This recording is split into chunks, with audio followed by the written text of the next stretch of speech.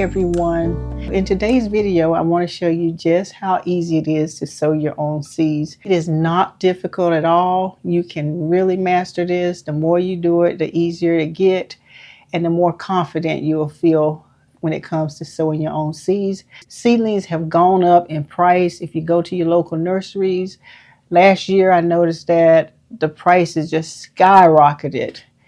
One tomato plant almost $4, and in some areas even more higher than that. I bought a pack of onion seeds and these were $1.69. Not really high, but when you think of all the seeds you're going to get in this pack, and then if you don't use them all and you store your seeds properly, you'll get to have seeds for next year as well. So some of the things that you're going to need when it comes to sowing your own seeds is you're going to need your seed starting mix. Now, there's so many seed starting mixes on the market, so you have so many choices to choose from. I'm going to be using one from Espoma, and it is a seed starting mix. I open it up so it is spilling out. It is a seed starting mix, and this is one I used last year, especially when I'm just sowing a few things. Like right now, I'm just sowing a few things, so I don't really want to go out. It's really cold outside. Just wanted to mix up some seed starting mix, but I do have a video where I show you how to make your own seed starting mix, which can save you a lot of money as well, especially if you're going to be sowing a lot of seeds. You wouldn't want to spend all that money buying bags of seed starting mix when you can just make it yourself. So I will put the link below of the video I did where I showed you how to make your own seed starting mix. So you're not only going to need your seed starting mix, you're going to need some markers here, and these are mostly like popsicle sticks. I use these to write the name and the date excuse me, of the seedlings that I'm going to be sowing, a marker, and then of course you're going to need your seeds here. Going to need your seeds. I also like to have a little spray bottle where once I plant the seeds in the seed trays, I have a way of moistening them a little bit before I put them under the lights. And then of course I have a seed starting tray here. This one is like holds 36 seedlings. It has, if you want to get a seed starting tray like this, you want to, dropping everything. So when you get a seed starting tray like this, you want to make sure that the tray that you're going to sit it in has no holes in it, because you don't want your water to leak out. And I'll show you why later in the video. And then this one has a clear dome that goes over it as well. That way, once you plant your seedlings, you can put this clear lid over it, which will hold in moisture and help your seeds to germinate faster. Once you get about, I would say at least 50% of your seedlings emerging, then I would take this off. So that's what you're going to be using. And then I have some water here, a jug of water, which I am going to use to mix up my soil, because I like to moisten my soil before I put it in my seed trays, because I find it is easier for me to manage my seedlings that way. Now, some people don't moisturize their soil.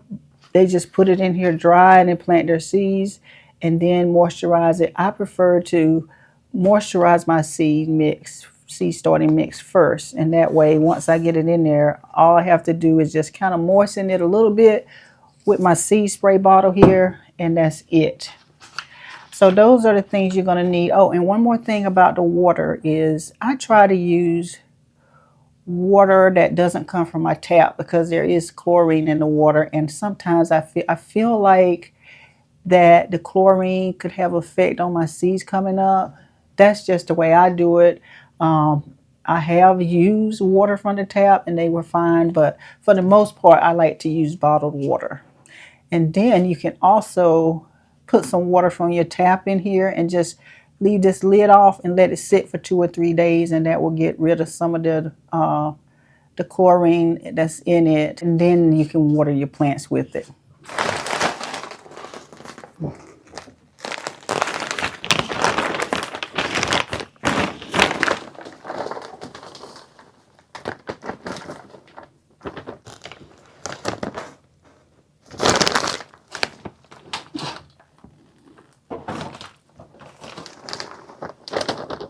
this is a really fine mixture of soil that's going to be just perfect for starting your seeds. Now, when it comes to moistening my soil, I try not to get it too soaky wet. Just put a little bit more. I think this should be it.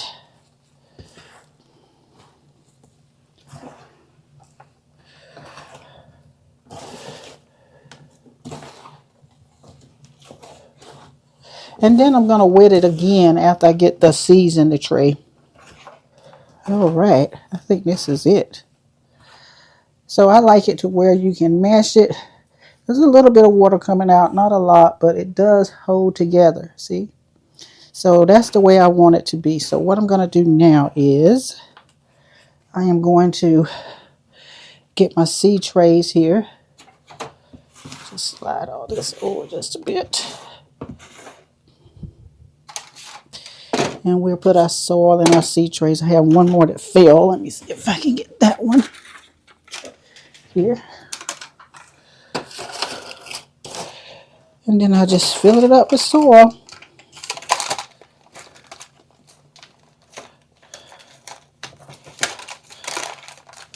I think I'm going to have too much soil, but I can always get some more seed trays and plant some more things. So now this is not it, because once I get the soil in there, I like to go back in and press down on it to get all the air pockets out of it, because sometimes the air pockets can hinder your seeds from germinating. So I try to press those out, and that did take the soil down a little bit, which is fine because I don't want to fill it completely up, because what I like to do is put my seeds in the container and then add a little soil on top to cover them up. Once you start really mastering the art of planting your own seeds, you'll find your own way of doing things that make it easy for you, but you just always want to stick to the basic principles of seed starting. It seems like it's tedious, but you will really be happy that you got all the air pockets out of it, because then you notice that your seeds will do much better. So I want to make sure I get it at least level so that my seeds won't be rolling all around the place in the container. Wherever I put them, that's where they'll stay. So this is about as much soil as I put in my seed trays. So now this cell tray has 9 cells in it. So when I plant my seeds, I'm going to put 2 seeds in each cell. And that way, if one don't come up, I have another one that come up. So I got everything organized here. So I'm going to be planting cauliflower and onions here. I'm going to be planting peppers and eggplants here. I'm going to be planting kale and celery, and then I'm going to be planting collards, cabbages, and hot peppers here. And so I did make markers for those.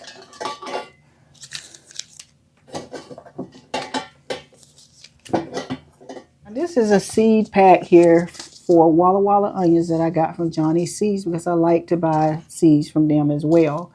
And it says on the back that you should plant these at least 1/4 inches deep. So that's what I'm going to do. I'm going to plant these 1/4 inch deep. And let me show you what the seeds look like. And this is what the onion seeds look like for the Walla Wallas. So what I'm going to do is, instead of planting 2 seeds in here, I'm going to plant several seeds in here. And I'm going to come back and cover them with some soil. Got them planted. The next one I'm going to plant is going to be the red burgundy onions. Now I did a video that talked about onions, about short day, long day, intermediate onions. So, you know, you want to take a look at that. Red burgundies. Plant several of those. Now as far as the cauliflowers, I'm just going to do 3 of those. This is what the cauliflower seeds look like. All look alike.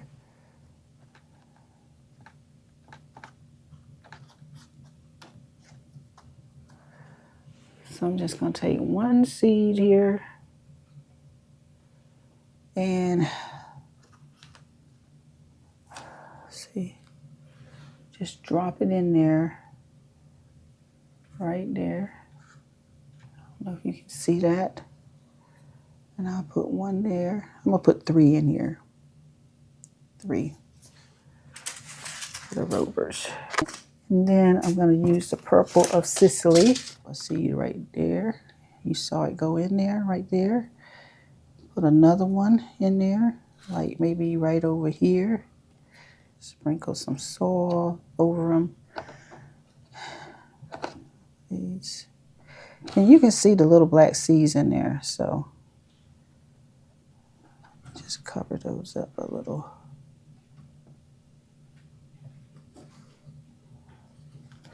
And then I just go in and kind of press it down a bit. Make sure the seeds get wet. So I'll just come in and spray it a little. Spray that one a little. Spray all of them a little.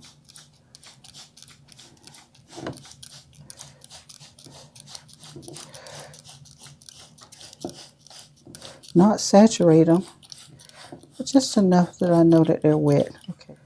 So I think that's good. And that's all I do as far as sowing the seeds in there like that. So now I'm going to plant the rest of them, and I'll come back and show you the next steps. I'm hoping that I can put the top on with these popsicle sticks. I didn't really think about it when I put them in there, so I don't know if it's going to cover it or, yep. And this is what it looks like that. And when I see that they have started germinating and at least 50% of my seeds have germinated in here, then I will take the lid off so that they can get some air. Another thing I want to mention is that when your seedlings start getting big, you don't want to water them from the top, because if you water them from the top, then you'll get that green algae up there. So what I like to do is I like to remove one of the seed trays, and then I'll just bottom water it, meaning I will put some water in the bottom of the tray and then sit the seed container in there, and then the plant would just wick up the water that it needs. And whenever your plants wick up the water, you will be able to tell, because the top of the soil will be damp from where your seedling sucked up the water. If you have any water left in the bottom of this container after your seedlings have wicked up enough water where you see that they all damp, then I will pour this water out. I would not leave it sitting in the bottom of this reservoir. I'm going to put these seeds under my grow lights, and I wanted to talk a little bit about grow lights and your seedlings. I used to try to grow my seedlings without the use of grow lights. You can put them on the top of your refrigerator where it's warm, and that will help them to germinate. You can put them in front of a windowsill, but the only thing is it may not be enough light in front of a windowsill for these plants, because if they don't get enough light, what's going to happen is your plants are going to be leggy, meaning they're going to be long because they're trying to stretch towards the light. And when they get leggy like that, it's really, they really don't do well when you plant them.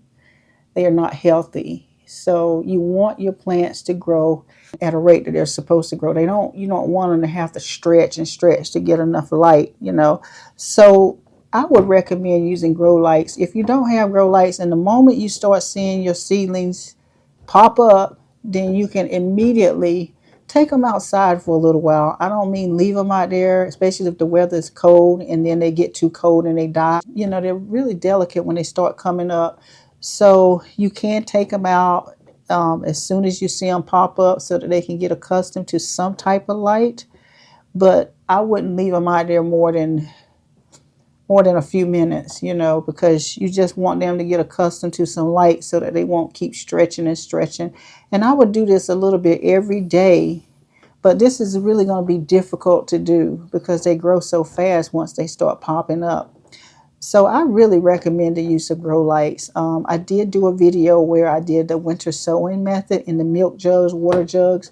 And when you grow them like that, they're already outside. They're taking in the light, so you don't really have to worry about needing any type of grow lights when you sow in this way. So that may be an option for you instead of starting them in these seed containers. So because I got a little late start planting these will probably go out in March, maybe around the first or the second week in March. And that's just pushing it just a little bit because I normally like to get started planting these in January, around the 1st of January. But now I want to show you something else that you can do as far as getting them to germinate a little bit faster. And that's using a heat mat. Let me show you what that is. I'm going to move some of this stuff and I'm going to show you about the heat mat.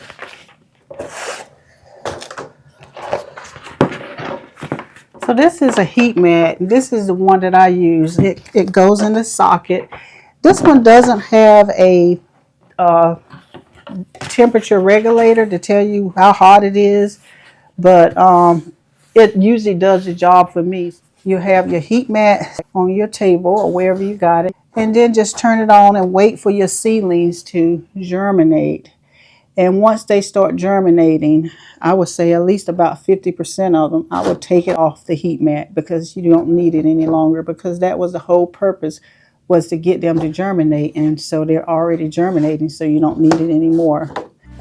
Okay, so I have my seedlings under my grow lights, and these are shop lights here. And these are 5,500 lumen lights.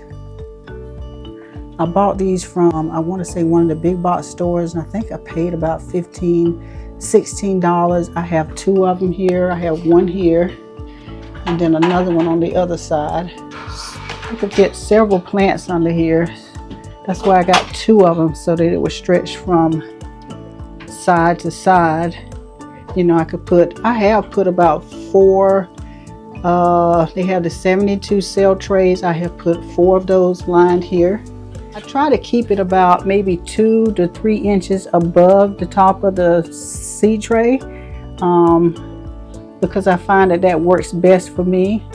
But if I find that it's too close to my plants, I can raise it up, because this thing does have straps where I can lower it or raise it back up. But anyway, that's all there is to starting your own seeds. So thanks for joining me today. I hope you enjoyed today's video, and I will see you on the next one. Bye-bye.